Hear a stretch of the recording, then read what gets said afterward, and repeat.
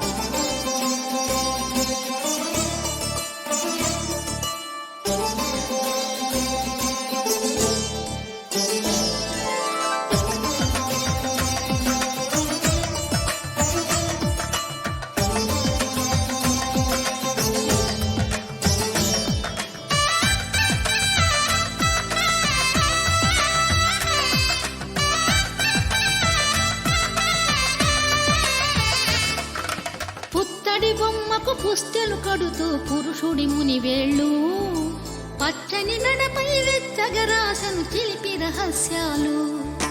నేలకు జారిన